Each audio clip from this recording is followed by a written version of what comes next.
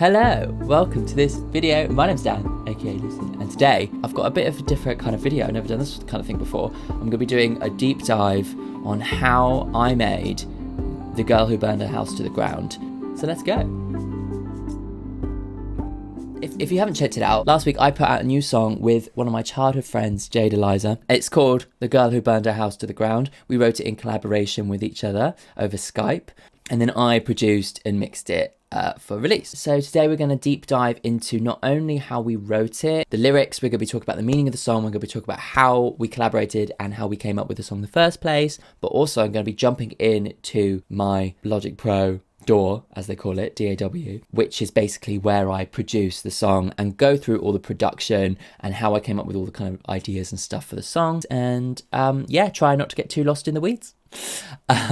So I hope you enjoy this style of video. Make sure to leave a comment about your thoughts about this kind of video and what other kind of non-reaction content you like from me. Also, if you're new, make sure to subscribe to the channel. If you haven't already heard the song, pause this video, go listen to it on Spotify, the link's in the description.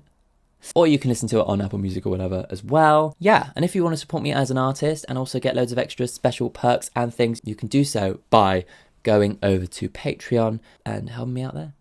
Yeah, links in the description for everything. Okay, cut to Skype conversation with Jade. So, hello! Oh. Okay. Hello! Hello! How are you? We've just started our conversation. Isn't that crazy?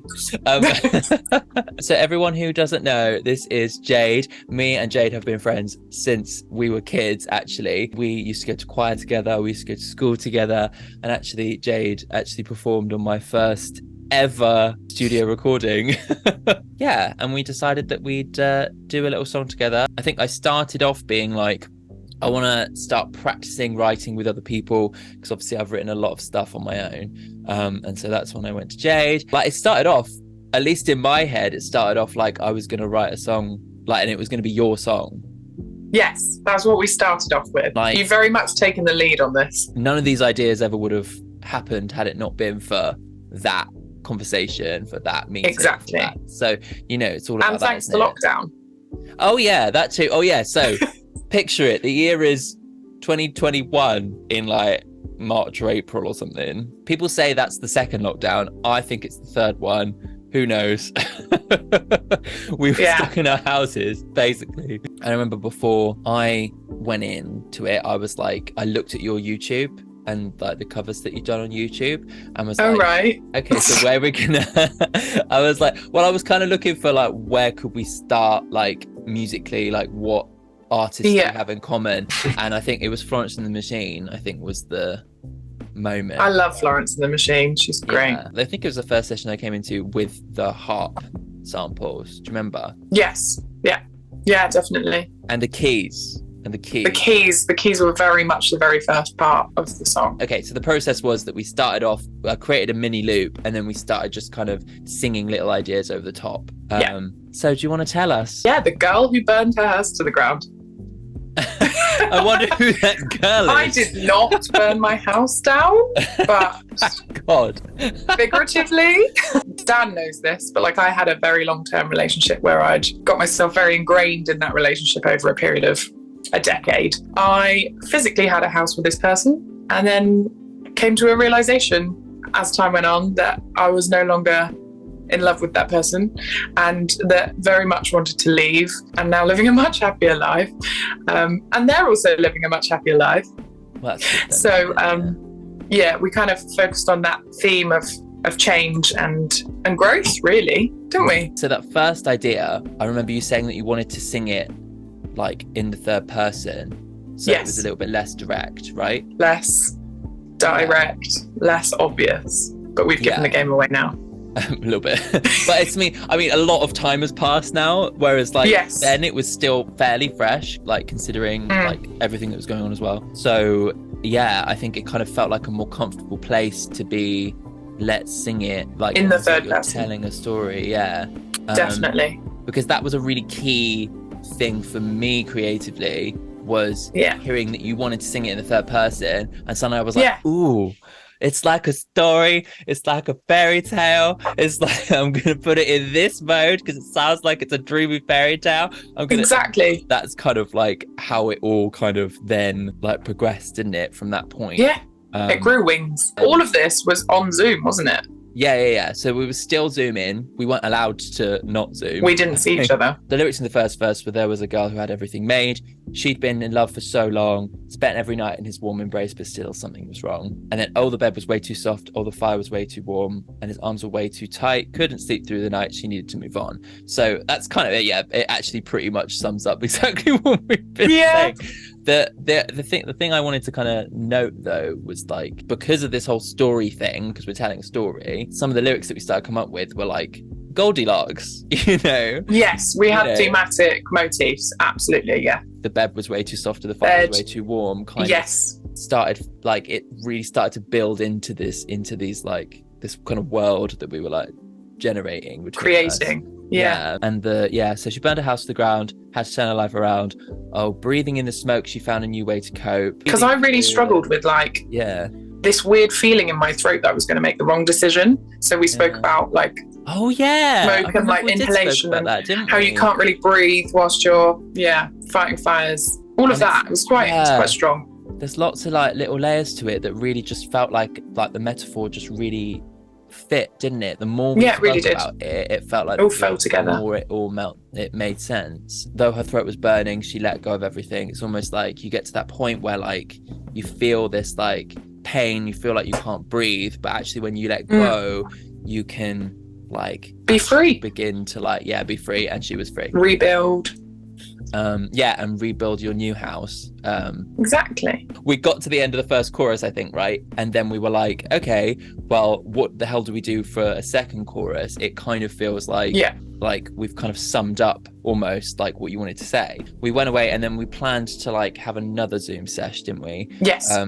And in that time I kind of had a kind of a bit of a brainwave and thought, well, if we're going to sing from the third person about the girl who burned her house to the ground, why don't we then put in my experience, sing about the third person, about the boy who burned his house to the ground? And I was like, eureka, this was a wonderful moment. I loved that. This is how you turn a song from like one idea into a complete song, right? And exactly. I was like, oh shit, yes, that's the one. Obviously like the emotion came out of Jade and then I related to her story and then thought, well, this is something that I did when I burnt my house to the ground. Again, figuratively. Yes. Like specifically, this was when I was living in Japan, was actually my first thought, but actually this could actually relate to multiple times throughout my life. You know, there was a boy who had everything made. He'd built a life so secure, but every day was just more of the same. He longed for something more. And it was this idea of being trapped in the mundane, you know, having like a job, like a 9-to-5 job. And now I actually kind of appreciate the routine. I guess like I'm turning 30 next week. And like now I kind of appreciate routine a bit more. But I think back then still felt like I hadn't fully explored everything I wanted to explore. I still wanted to do more things. And I was finding myself in Japan particularly getting very comfortable with my teacher job. And one of my friends, Alice, she'd been backpacking and she texted me being like, I know I haven't seen you since uni, but do you want to hang out? I was like, yeah. And she was telling me all about her trips, like backpacking around Australia particularly. And that was the moment where I was like, I was dreaming of what was in store. Oh, what was I waiting for? That's the metaphor for me of burning my house to the ground, is like my routine and my comfort actually kind of saying, I'm going to let go of this comfort in order to experience more things. And I'm going to let go of let go of some of the relationships I've been building, you know, with friends and people and stuff. It almost felt like every time I've moved and traveled, I've almost like partially sacrificed. Obviously I have returned to friendships and stuff later on, but it did feel like there was an element of sacrifice every time I was kind of doing it. It is hard moving away. But I had to kind of do it for my own kind of life fulfillment, you know? So that's kind of like how the kind of metaphor of burning your house to the ground really does resonate in me, in terms of like I'm almost sacrificing the house in order to be free of like the remaining, letting go of your comfort zone, isn't it? Yeah, exactly, right. And yeah, and that's the idea of like the bed being too soft. It's like something that's supposed to be comfortable, but it's too much. I like the Stepping question into and the answer future, and the echo parts. the dreaming of what was in store, and Yeah. yeah. And I like singing it. I remember coming up with that in my like my parents' garage. Like I've like got the back room there. Yeah. I was like putting down a few demo vocals of what we'd done, and then I just kind of like, I don't know, it just kind of came to me, and I was like, oh shit, this is good. Staring into the fire, a dream reflected in his eyes. Oh, his heart was glowing. He let go of everything. Being like, looking at like the fire actually representing the future, and like kind of thinking like the positivity. Kind of actually, those dreams are kind of there, ready for me to take hold as long as I can. Your heart was glowing. Yeah, exactly, right. The final chorus then, we wanted them to come together. Really enjoy that part. And then, of course, us being choir kids, we then had to break out the harmonies at that point. Love it. True to our roots. Yeah, exactly. Like, I don't think I can do a song where the big moment doesn't have those harmonies. I need to put my arm down, Dan. I need to. I'm literally holding my arm in front of my face. So you're like... perpendicular. Yeah, my arm's going to fall off. You're gonna have great biceps by the end of this. Yeah. Yes. So the final chorus, when we come together, it kind of felt like a bit more of like consolidating what we'd learned and what the characters had learned almost. The last chorus, I really like how we then took the metaphor to the next level, because it was watching the ashes fall, they could grow from the soil, rising towards the sun, their new lives have begun. Raise the house to the ground and they were free. So the idea being that actually like the fire is almost burnt out at that point, right? But all the ashes and stuff that are like after the fire going into the ground, when something burns, there's loads of like nutrients and stuff go back into the soil, and that's kind of the idea, right? And so you can then grow from that. And then we both really enjoyed science at school. I don't know, well, I did for a bit. Got to A level and I was like, nope. No, not for me. But yeah, we were nerds. Right, yes. So timeline. Yes. This was, 2021. Then actually, having done all of this, our lives did then regrow into new places. Spread our wings. Because we both moved up to London. Yeah, I know. But because of that, obviously, we then kind of put a pin in the song for like a full year. It was nice for you to come back and say, look, I've picked this up again. Let's record it properly. I really enjoyed that. Because I was like, it had kind of gone from my memory that we'd even done it. Yeah. And it helped me because it was like therapy. Yeah. Well, I mean that's what like kind of confessional songwriting is about for me. Yes. It's like working through those feelings and putting it into a song. And I think there can be something really healing about like looking back at what you wrote like a while ago and kind of thinking, oh wow, I was feeling like that then, wasn't I? You're making lemons out of lemonade. No, lemonade out of lemons. You're turning the bad experiences into like something wonderful by making a song out of it. Because what we had done, I was so happy with. I just like, I couldn't let it go. I kept on kind of coming back to it throughout the year and just adding like new like bits and bobs, like all the kind of weird production stuff. You wouldn't even believe the amount of layers you put in this. I mean, people are about to see. Because they're about to see my actual screen and the complete cluttery mess that it is. I think you're really organised. Well, thank you. It was this summer, wasn't it? Yeah, just gone. So summer of 2022. You invited me round. A heat wave. We were in a heat wave. We were wearing the least clothes that we possibly could in the attic room. And we felt like our bodies were burning to the ground. Exactly. But it was like one of those things we just had to push through. We had fans going and then we'd have to turn them off, count to 10 and then press record in case the fans continued to make a noise. Your computer started overheating. Yeah, my computer was overheating, so we had to like tilt it up and blow the big fan on my computer to get it to like stop making a background noise because it was ruining the takes. Oh my god. All the love that we have for our art How ridiculous. Yeah. Yeah. Suffering for it. Anyway. British people complaining about the weather.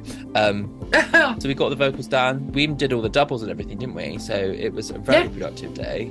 It was very quick. We smashed through it. We'd had long enough to get our minds in the right mindset of what we wanted to sing, how we wanted to sing it, syncopation. Yeah. Like you'd got it to such a place that I knew what I was recording. We did it quite quickly. We needed to do it quickly because we were going to overheat. Yeah, I know. Just put your singers in like a sweat box and they'll be fine.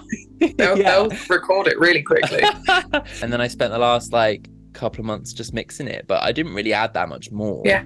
I feel like you made the end chorus a lot more than it was when we last recorded. Yeah, I really went ham on that. Yeah. You did. It surprised me, but I really like it. Yeah, it needed like a big moment to finish on. Like, our free meeting will end in 10 minutes. Well, thank you, Zoom. Oh. Was there anything else you wanted to chat about? That you'd surprised me by saying this is going live, and then you'd done some videos. Oh yeah. Like I originally planned for it to be like uploaded and the mastering and all stuff finished because I wanted it to be like fireworks night, bonfire night, you know, all those kinds of things. But the mastering took a while because the first time I sent the song off to my guy who does the mastering, my friend Nick, he was like, he texted me back saying like a couple of days later being like, Dan, this is like a really different song for you. Like, did you write it for a video game soundtrack? There's like no vocals. Oh no. Accidentally exported it with it like soloed on just the harp, you know, the harp with all the effects and stuff on it. And that was the whole thing. And he spent like 3 hours working on that. Oh no. I know. Oh, sorry, Nick. So I had to pay him a bit extra to say sorry. Oops. And then actually sent in the real thing. And then he was like, and then he sent back a version and was like, oh, do you want to change this and this? I think it will make it better. And I was like, okay. Because he's got a very kind of analytical ear, like when it comes to like frequency and stuff, which is stuff like, which is not necessarily what my forte is. She did a bit on the vocals for me. And then oh, nice. And then we kind of sent it back and forth a few times, but like because of that I ended up not actually getting the final file till 2 weeks ago. Yeah, it was a surprise. You definitely like we talk a lot, but you had not mentioned that this was happening. Sorry. So that's it. That's the girl and the boy who burned their houses. Yep. I went with the girl title, by the way, in the end because I wanted the long title to sound like a storybook, and I was like, it would be true to the song to keep it the girl who burned house to the ground. Also, it means that when the second verse is like there was a boy, it's like, oh, I thought this was about surprise. Yeah. Cool. Yeah, nice. Thank you for joining me, Jade. Lovely to chat to you. Thanks for having me. Saturday for my birthday party. Nice. So I'm going to chat about the production of it, go a little bit in deep with the nerdy stuff. So keep watching. And yes. Nice. Action. And cut. And cut. Let's go. Okay, so basically, we decided we wanted to sing it. We wanted to make this song from the third person. My brain went from, there was a girl who had everything made. Oh, it's like a fairy tale. So that's kind of like the train of thought that I kind of followed with this song. It's Goldilocks energy. That was the vibe. So there's a few things that really inspired then the music. One of the things is that I knew that Jade was really into Florence and the Machine, who, as you know, is one of my faves, who I'm seeing on Friday. Yay. So I brought up a few samples off of Splice. So Splice, if you follow music producers online, I'm sure a lot of people use Splice. It's really good. You kind of pay monthly and you get like access to like royalty-free samples. Not sponsored. You can sponsor me if you want though, anytime. And so my brain, when I think Florence and the Machine, goes to harp, and it goes to like textural sampley stuff. So I went on Splice, I looked up a few harp loops, I downloaded them. I also looked up some samples of keys, as in like a bunch of keys, and actually it was in Florence's Cosmic Love. You really listen closely to that, there's like keys and like the jangling of keys like used as a rhythm, and I've always loved the kind of texture that kind of came out of that. So those are the two sounds that I started with. Let me play you them. So this was the loop that I got off of Splice. I don't often use like full loops in songs, but I kind of wanted to challenge myself to do something a bit different. Oh, System Overload. Classic Dan project. All those little bits and bobs are something I added afterwards. So yeah, so I started off of that, used that as a loop. I think I changed the timing of it. I also picked the key based on where her voice sounded good. I mean, any key sounds good in Jade's voice. Her voice is insane. Like when I was actually mixing it, I was just like sat there like, listening to her voice like, So basically that was where it started, and went with the fairy tale theme and decided that I wanted to situate it harmonically within the Dorian mode. The only difference between the minor key and the Dorian mode is the fact that you have a flattened sixth. No, a raised sixth. So basically this certain set of notes in terms of human history was used a lot in like medievally stuff and sea shanties. So it kind of really gives it a sense of fairy tale. This is the piano. And I really wanted it to sound warm. I wanted it to sound like you were playing it in front of the fire, telling this kind of folk story. It was all inspired by this idea of Jade wanting to tell it from the third person. So this is like, I just played the piano over the top, just came up with it and then like touched it up afterwards so it didn't sound like crap. Producer piano, that's me.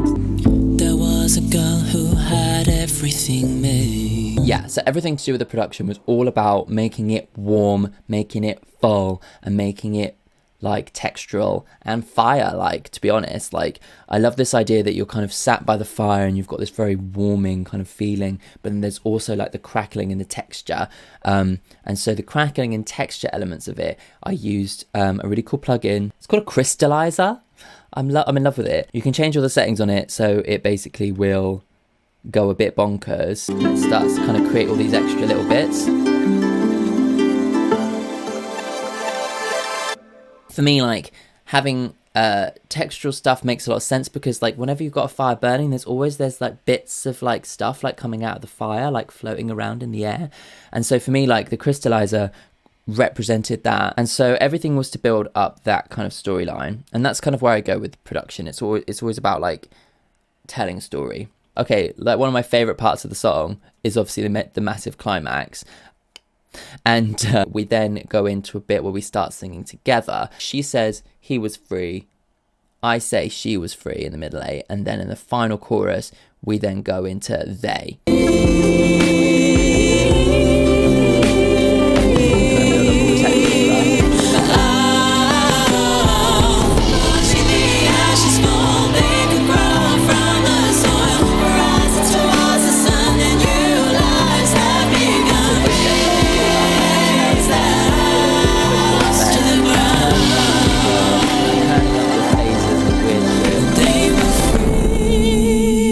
Bringing it all down right at the last moment to like put it right back. Yeah, so this section is actually made up of multiple things. So we've got the backing vocals. So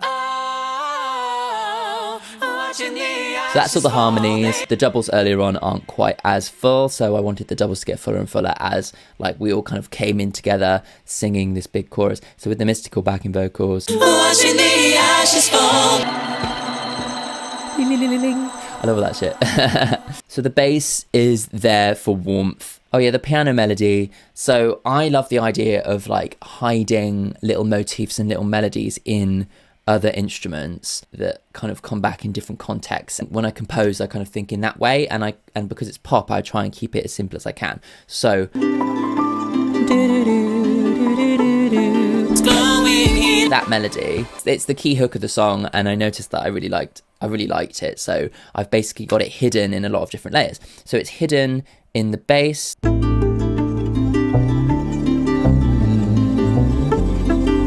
and then also there are backing vocals that have the same melody hidden in them as well.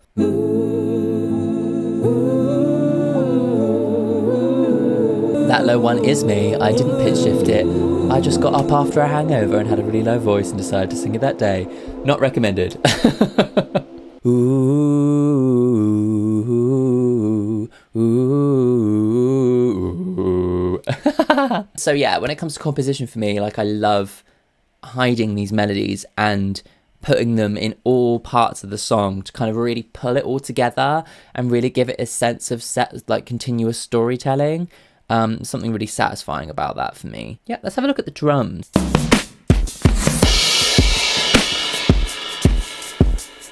That crash comes in just for the final thing, just to kind of give it that little bit of extra, like, drama, you know? All the stuff that's just comes free with Logic. Like, I don't have loads of fancy presets and stuff. Anything that sounds fancy usually probably comes from a sample, because, to be honest, I can't afford £200 for, like, a mad plugin that's going to give me loads of cool sounds, or, like, a synthesizer setup, or, like, a realistic sounding string setup. So I just pay my £8 a month, use cool stuff from Splice, and then use the stuff that's already available in Logic. Because if you do lots of fun stuff to it, then you can make any sound cool. Do you know what I mean? Yeah, and this has got a lot of crap going on.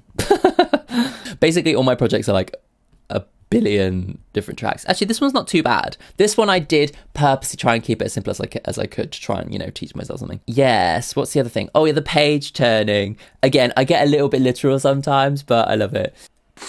Like, I time stretched it slightly, so it goes tsk, tsk, so it kind of adds to the rhythm. So it's not just me sticking in a page turning, because it's about telling a story. But the thing is about, like, sounds like that is that they add, like, really interesting wrinkles and textures to the song.